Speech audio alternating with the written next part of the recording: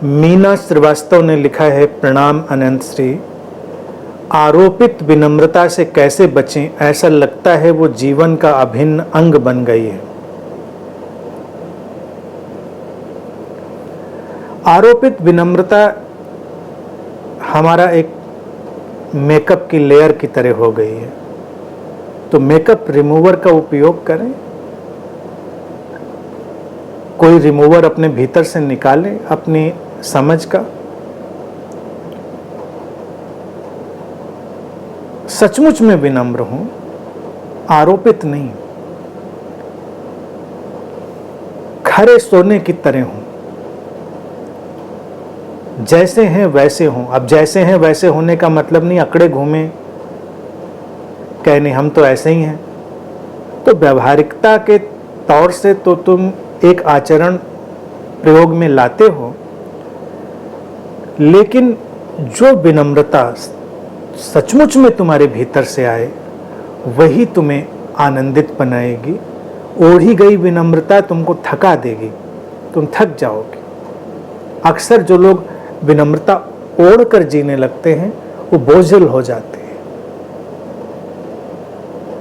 विनम्रता का तरीका तो ऐसा ही है कि तुम बाल सुलभ हो जाओ, इतने सरल हो जाओ कि तुमको उसको ओढ़ना ना पड़े, अपने ऊपर उसको लादना ना पड़े तुम्हें, तुम्हारे भीतर से वो निकले ही स्वाभाविक रूप से।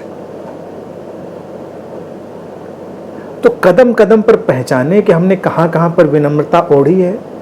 जितना जितना उसको पहचानेंगे उतना ही उसको छोड़ पाएंगे। विनम्रता छोड़ने का अर्थ ये नहीं है, ओढ़ी हुई विनम्रता छोड़ने का अर्थ ये नहीं है कि फिर तुम अचानक किसी के प्रति कठोर हो जाओ, कटु हो जाओ। नहीं, उसकी आवश्यकता नहीं है।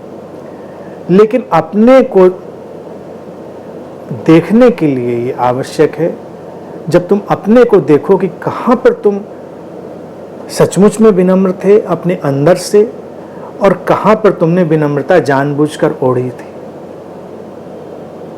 और जितना संभव हो उतना उसको छोड़ते चली जाओ। धीरे धीरे सीखो इस कला को। व्यवहारिक रहो, प्रैक्टिकल रहो, लेकिन ये बात तो स्वयं जानने की है, इसको स्वयं जानना है। और जितना तुम स्वयं जानोगे उतना सरल बनोगे, और फिर तुम थकोगे नहीं, फिर सचमुच में विनम्र होगे। तो बस यही फार्मूला है कि हर कदम पर इसकी पहचान को अपने अंदर उतरने दो। जब तुम्हें लगे कि तुमने ये विनम्रता का आवरण ओढ़ा है तो उसके प्रति सजग हो जाओ, और फिर देखो क्या जरूरत है उसकी, सचमुच में आवश्यकता है। विनम्रता से हम कुछ पाना चाहते हैं, क्या कोई भय है जो हमको विनम्र बना रहा है, क्या कोई लोभ है जो हमको विनम्र बना रहा है। तो अपने भीतर से भय और लोभ को पहचानो और उसको गिरने दो। धीरे धीरे तुम मौलिक रूप से विनम्र बनोगे, और वही सबसे आवश्यक भी है, और वही तुमको आनंदित भी बनाएगा।